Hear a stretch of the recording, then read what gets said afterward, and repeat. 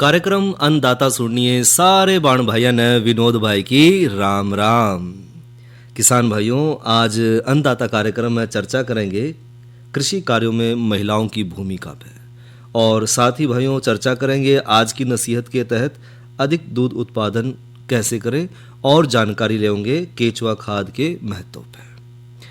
साथ ही भाइयों करवाऊंगे मनोरंजन, और जो दूसरे समसामयिक विषय हैं उन पर भी करेंगे चर्चा। तो शुरुआत करें भाइयों चर्चा आज की नसीहत के तहत अधिक दूध उत्पादन कैसे करें। किसान भाइयों, अपना जो खेती बाड़ी की जो प्रणाली है उसके साथ साथ पशुपालन की जो प्रणाली है वो एक साथ चला है, और अपने जो पशुपालक हैं वो खेती का जो व्यवसाय कर रहे हैं, या कह लें कि जो पशुपालन हो खेती बाड़ी के व्यवसाय का एक मुख्य अंग भी है, जो हमारे ग्रामीण जीवन में एक लंबे समय तक लगातार जुड़ा रहा है। और खेती खातर भाइयों पशु ही मुख्य शक्ति देव है, और देश में बढ़ती हुई आबादी और घटती हुई जो खेती लायक जो ज़मीन है उसने पशुपालन के महत्व को और भी ज़्यादा बढ़ा दिया है। और देश में भाइयों हरित क्रांति के जो बढ़ते कदम हैं उसके साथ साथ जो श्वेत क्रांति है उसका भी वर्चस्व बना रहा है, और इसीलिए भाइयों देश में जो डेयरी व्यवसाय है वो बड़ी तेज़ी से विकसित हो रहा है, और इसमें इस व्यवसाय के विकास की जो संभावना है वो भी बहुत ज़्यादा है। तो बहुत सारे जो युवा हैं वो आज इसकी तरफ बहुत तेज़ी से बढ़ रहे हैं कि जो डेयरी व्यवसाय है उसने अपना कर अपना जो आमदनी का साधन है वो बढ़ा सकें। और डेयरी व्यवसाय अगर हमारे जो किसान भाई हैं वो अगर वैज्ञानिक विधि तक करें तो ज़्यादा लाभ उठा सकेंगे। तो किसानों को जो है सामने दूध उत्पादन की क्षमता बढ़ाना ये एक सबसे बड़ी चुनौती भी है और कठिनाई भी है, और जिसमें संतोषजनक सुधार करना बहुत ज़रूरी है। उस खातर वैज्ञानिक विधि तय अगर हम पशुपालन करेंगे तो पशुओं का जो दूध है वो भी बढ़ेगा। उसमें खास बात की है, एक तो हमने उत्तम नस्ल के गाय और भैंस या जो भी दुधारू पशु हैं वो हमने पालने हैं, क्योंकि भाई वो डेयरी व्यवसाय की जो शुरुआती सफलता है उसमें उत्तम नस्ल के पशु का चयन करना बहुत ज़रूरी है। जिस तरह भैंस के अगर हम बात करें कि जो श्रेष्ठ नस्ल है वो हमारे देश में सारी उपलब्ध है, और अच्छी नस्ल जिसमें पशुधन अगर हम पालें तो बहुत ज़्यादा दूध का उत्पादन हम ले पाएंगे। जिस तरह बड़े पशुओं में मुर्रा, मध्यम पशुओं में महसाणा है, और छोटे पशुओं में सुरती भैंस है। जो अच्छी दूध देने वाली नस्लों में नीली रावी भी एक प्रमुख नस्ल है भाइयों। इसी तरह भाइयों देसी गांव में अधिक दूध देने वाली जो नस्ल है उसमें साहिवाल, लाल सिंधी, गिर नस्ल की गाय हैं। इसके अलावा भाइयों अपने हरियाणा जो प्रदेश की नस्ल की जो गाय हैं उनकी दूध की पैदावार बढ़ाने में भी जो है वैज्ञानिक लगे हुए हैं, और इसके साथ साथ जो देश में पाए जाने वाली जो दूसरी देसी गाय हैं उनकी भी उन्नत नस्ल जो है अच्छा दूध देवा है। दूसरा जो है हमने वैज्ञानिक रूप से ध्यान रखना है प्रजनन प्रबंधन का, कि किसी भी पशु के विकास में भाइयों पशु प्रजनन का बहुत बड़ा महत्व है, क्योंकि उचित जो प्रजनन है अगर उसका हम सही तरह से प्रबंधन करेंगे तो पशु की नस्ल में निरंतर सुधार देखने मिलेगा, और दूध की जो उत्पादकता है वो भी बढ़ाई जा सके है। उस खातर हमने कुछ बातों का ध्यान रखना पड़ेगा, जिस तरह गाय भैंस के गर्म होने के लक्षण को ध्यान में रखकर उसका जो मद है वो हम निर्धारित करें। और ख़ासकर भाइयों भैंस में जब गर्मी के लक्षण की जानकारी हो ये बहुत ज़रूरी है, क्योंकि बहुत सी जो भैंस है वो गर्मी में बोलती नहीं, और गर्मी के लक्षण जैसे कि खान पान में कमी आना, पशु में बेचैनी होना, दूसरे पशु के ऊपर बढ़ना, या सफ़ेद बालवे दिखाना, या दुधारू पशु में डोका करना और मुड़ना, ये लक्षण दिखाओ हैं कि अगले 12 से 16 घंटे के बाद ढलते अलामे में नई दूध उसने ज़रूर करवावे। साथ ही भाइयों प्रसव के बाद जो है कम से कम 45 से 60 दिन के बाद ही गर्भाधारण करवाना चाहिए, और इससे पहले यदि गाय या भैंस गर्मी दिखा भी रही है तो उस समय प्रजनन ना करवा कर अगली जो मद है या गर्मी का हमने इंतज़ार करना चाहिए। साथ ही भाइयों जो गाभित कराने खातर 21 दिन के बाद तक गाय भैंस का ध्यानपूर्वक हमने उसकी जांच भी करनी, उसका निरीक्षण करना है, क्योंकि गाय और भैंस का जो मध चक्कर है भाइयों 21 दिन का हुआ है। इसके अलावा यदि किन्हीं कारणों तो भाइयों गाय भैंस ब्याने के 90 दिन बाद तक गर्मी नहीं दिखांदी तो उसने किसी अच्छे पशु चिकित्सक तक जरूर दिखावा कि समस्या कढ़ा रही है। इसके अलावा भाइयों खराब या जो अशुद्ध नस्ल के जो पशुपालक ने लाभ की अपेक्षा कई बार नुकसान भी पहुंचाते हैं। तो अच्छी दुधारू गाय भैंस ने जो है जो कि 300 दिन तक जिसने दूध देना चाहिए, यदि ऐसा कोई पशु इस मानक पे या स्तर पे उतरे तो इसका मतलब वो बढ़िया दुधारू पशु है। और पशुधन का दूध बढ़ाने खातिर भाइयों संतुलित आहार का भी बहुत महत्व है। पशुपालन व्यवसाय में पोषण सबसे ज़्यादा महत्व रखा है और ऐसे में अधिक दूध उत्पादन के लिए भाइयों पशुओं को उनकी ज़रूरत के अनुसार ऊर्जा, प्रोटीन, खनिज, लवण और विटामिन आदि जो है प्रचुर मात्रा में या संतुलित रूप में देना बहुत ज़रूरी है। और संतुलित आहार के द्वारा जो है कम लागत में अधिक उत्पादन करके डेयरी व्यवसाय में हमारे पशुपालक भाई जो है ज़्यादा लाभ ले सकेंगे। और डेयरी व्यवसाय में भाइयों 60 से 75% जो खर्च है वो मात्र पोषण का ही आव है। सबसे बड़ा जो खर्च है वो खान पान का है। और पशु आहार को मोटे तौर पर 2 भागों में हम बांट सके हैं, एक तो चारा और दाना। इस प्रकार भाइयों चारों को भी हम 2 भागों में बांट सके हैं, सूखा चारा और हरा चारा। दाना मिश्रण बनाने खातिर भाइयों कई तरह के अनाज जिस तरह मक्का है, जई है, जो बाजरा है, गेहूं है, ज्वार आदि है, उन अनाज के रूप में थोड़ा बहुत हम चावल का जो ब्रान है, चावल की पालिश है, गेहूं का चोकर है, तिलन और फलियों के बीज में भाइयों बिनोड़ा है, लोबिया है, गवार है, कुल्थी है, चना है इत्यादि है। और भी कई प्रकार की खड़ जैसे सूरजमुखी की खड़ होगी, खनिज मिश्रण है और साधारण नमक का भी इसमें प्रयोग किया जा सकता है। और पशुओं को भाइयों कम कीमत पर आहार व्यवस्था में नियमित रूप से सारा साल भर पर्याप्त मात्रा में हरा चारा जरूर मिलते रहना चाहिए। और भूसा और हरा चारा मिलाकर खिलाने की स्थिति में भाइयों 100 किलोग्राम पशु शरीर भार पर 1 किलोग्राम भूसे के साथ 4 से 5 किलोग्राम हरा चारा जरूर खिलावें। यानी कि हमने वजन के हिसाब से देखना है कि पशु ने कितने चारे की जरूरत है। और कुछ हरे चारे भाइयों जिस तरह की मक्का है, बरसीम है, रिजका है, उनको उपचारित करके यानी कि उसका जो अचार है साइलेज बना कर ही खिलावें, जिससे हरे चारे की जो कमी है वो आसानी से हम पूरी कर सकें। साथ ही भाइयों इसमें जो सभी पोषक तत्व वो भी प्रचुर मात्रा में हमारे पशुधन में मिल जाए हैं। और उचित फसल चक्कर जिस तरह की जई और बरसीम, मक्का, ज्वार और लोबिया मक्का अपना कर जो है सारा साल भर हम हरा चारा अपने पशुओं खातिर सुनिश्चित कर सके हैं। और भरपेट भाइयों हरे चारे में 5 किलोग्राम तक दूध उत्पादन लिया जा सका है, जिस खातर भाइयों अतिरिक्त दूध उत्पादन या जो हरा चारा उपलब्ध न होने पर भैंस में 2 किलोग्राम दूध 1 किलोग्राम और साथ ही गाय में भाइयों 25 किलोग्राम दूध पर 1 किलोग्राम दाना जरूर देना चाहिए। इसके अतिरिक्त भाइयों 1 किलोग्राम पशु को अपने शरीर को बनाए रखने के लिए भी जो है हमने दाना देना है। और मोटे तौर पर भाइयों दाना बनाने खातर अनाज या अनाज के जो उप उत्पाद हैं या खड़ हैं उनका जो हमने भाग लेना वो 1/3 हमने भाग लेना है। और इसमें भाइयों प्रति 100 किलोग्राम दाने में 2 किलोग्राम खनिज मिश्रण और 1 किलोग्राम हमने साधारण नमक मिलाना है। साथ ही भाइयों हर प्रकार के पशु जिस तरह गर्भवती गाय है, भैंस है, सूखी तथा दूध देने वाली जो गाय हैं और भैंस हैं उनके लिए अलग अलग आहार देना जरूरी है। और पशुओं के आहार में भाइयों अचानक परिवर्तन नहीं करना है, बदलाव हमने जरूरत के हिसाब से थोड़ा थोड़ा करना है। आराम आराम से हमने उनके आहार में बदलाव लेकर आना है। अगर हम एकदम से आहार में बदलाव लेके आओगे तो पशु का जो दूध का उत्पादन है वो कम हो जाएगा और हो सके कि जो पशुधन है उसका वजन भी कम हो जाए, यानी कि पशु का जो रुचि थी खाने में वो कम हो जाएगी। इसके अलावा भाइयों पशुओं में के आहार में जो है विटामिन और खनिज लवण जो है आवश्यकता के रूप में होने चाहिए, यानी कि दाने और जो खनिज मिश्रण में अगर नहीं होगा तो दुधारू पशुओं के पीने के लिए जो स्वच्छ पानी है उसकी व्यवस्था भी जो है उचित ढंग से हमने करनी है। दाने में खनिज मिश्रण और साथ ही साथ जो है पानी का भी बहुत बड़ा महत्व है दूध के उत्पादन में। तो जितना हम स्वच्छ पानी, ताज़ा पानी उचित समय पिलाओगे पशुधन तक तो उसका दूध बढ़ेगा। और पशुओं की भाइयों उत्पादकता में बदलाव लाने खातर आनुवंशिक कारकों की अपेक्षा भाई जो पर्यावरण के कारक हैं वो ज़्यादा उत्तरदायी हैं। ऐसे में भाइयों जहाँ तक संभव हो दुधारू और जो बढ़ने वाले पशु हैं, भैंस है, छोटे बच्चे हैं, उनको अलग अलग रखें ताकि उनकी देखभाल सही ढंग से हो सके। साथ ही पशुओं की जो खरीद है वो हमेशा विश्वसनीय स्थान तक करें और अपने पशु को खराब मौसम से बचा कर रखें। इसके अलावा भाइयों, दुग्ध व्यवसाय जो है उस खातर 60% भैंस और 40% गाय रखें ताकि सारा साल दूध उत्पादन की जो निरंतरता है वो बनी रहे और सभी जो दुधारू पशु हैं वो एक साथ ना खरीदें।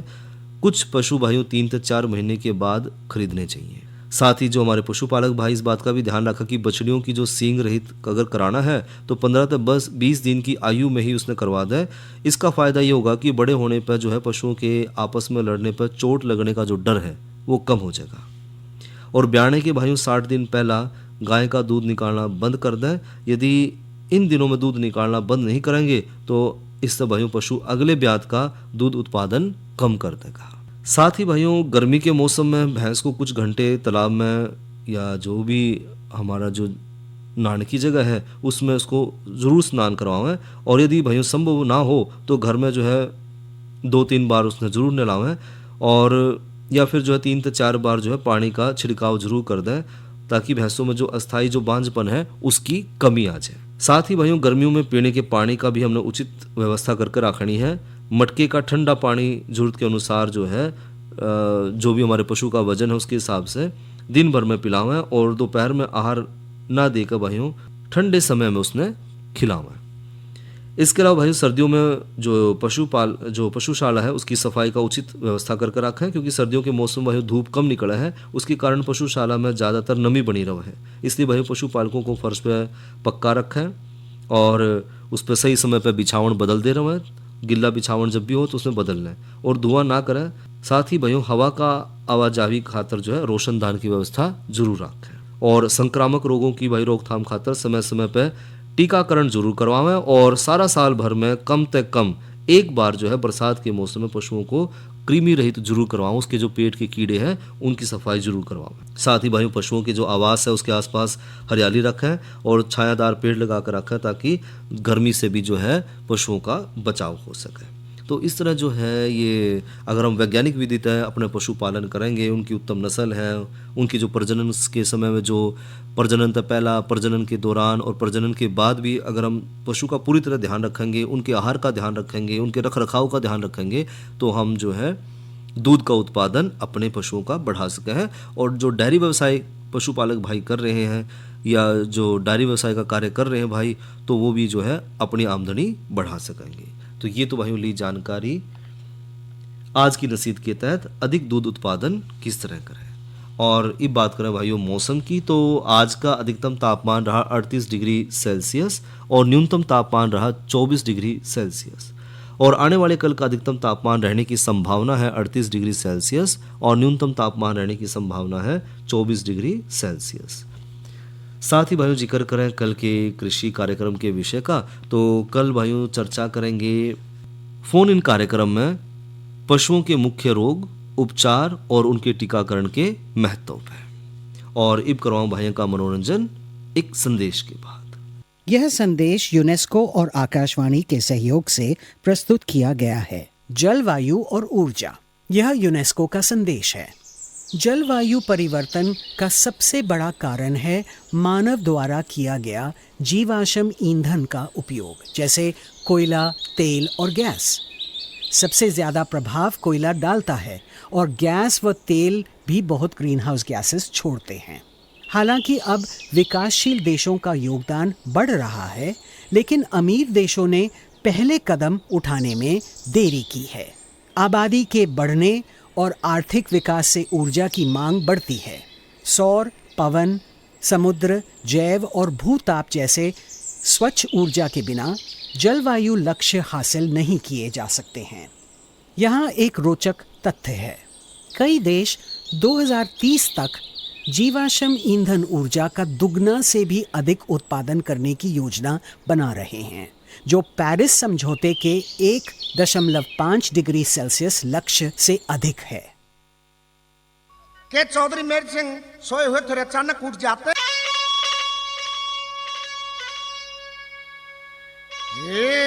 के सपने का जकर करू रे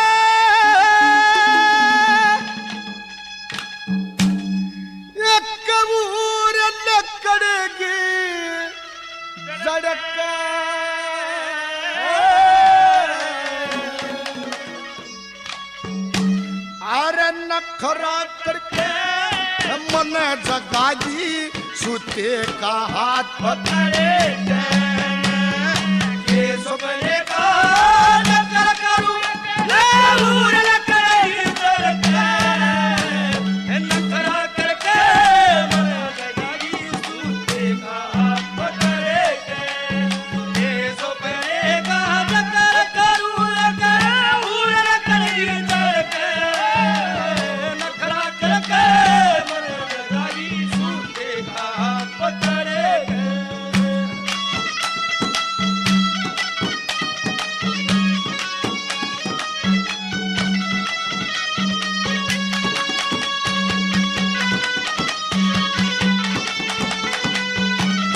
तके सपने के मां गरा डगर गया अरे सपने के मां गरा डगर गया ले 10 दिन की छुट्टी फिर मन देख के वा मेरी बोढ़िया पीढ़े पर उठी अरे गाता पतार लगर गली जेवा बरन लागी बूटी बूरी बूरी आंगलिया में वा पैर रही थी गुटी बूरी बूरी आंगलिया में पैर रही थी गुटी और 4 पहर तक हम बतलाए 4 पहर तक हम बतलाए एक बुक्कल के पपड़ के नखरा करके बता गाड़ी सूते का हाथ पकड़े के सुपने का नखरा करूं अगर पूरे लकड़ी करके नखरा करके मन जगाई सूते का हाथ पकड़े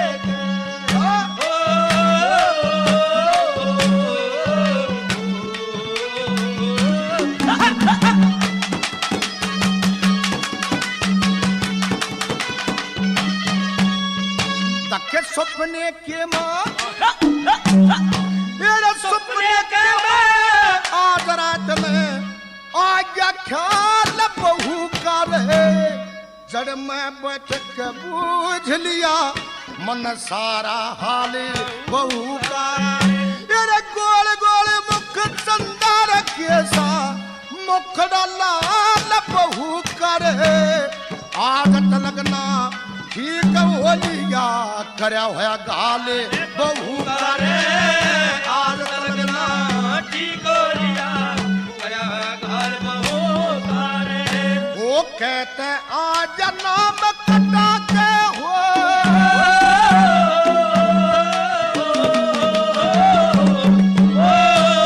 कहते आज नाम कटा के नाम मरू कोई मत पड़ के नखरा करके मन जगाई सूते का हाथ पकड़े के सुपने का नखर करूं अगर उड़ लकड़ी करके नखरा करके मन जगाई सूते का हाथ पकड़े के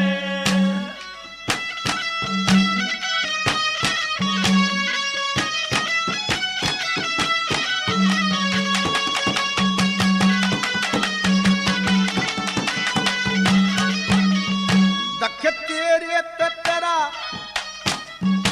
ओ तेरे ततरा छोटा भाई कमरे बीच बुलावे है मैं पहला चली जाते वो पछेत आवे दख ओटू पैरू संगरूत क्या दुनिया बुरी बतावे अपनी ब्याही की करिया वो सारे हुक्म चलाव हो अपनी गाई की करिया वो सारे हुक्म चलावे अरे जिसा सपना मन याद आया ने जिसा सपना मन याद आया इस सपने सपने करके नखरा करके मन जगाई सूते का हाथ पकड़े के सुपने का नखरा करूं अगर पूरे लकड़ी करके नखरा करके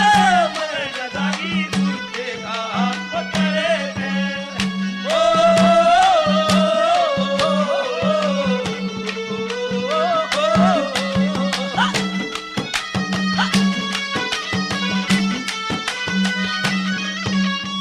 तक कहे मेर संग वो कहे मेर संग सुपने में ढंग वो गया चाप संग आड़ा रहे ईसा मोहब्बत ने घेर लिया जनू मकड़ी ने पूरा जाड़ा रे अरे पूरी पूरी छोटी पैदल खनवारी जीवा काड़ा रे जय छोरा ले देख बहू ने खा के पड़े दवाड़ा रे जय छोरा ले देख बहू ने खा के पड़े दवाड़ा रे अड़ कर बरोली रे करे बरोना करे बरेली रे करे बरोना सूते की छाती धड़के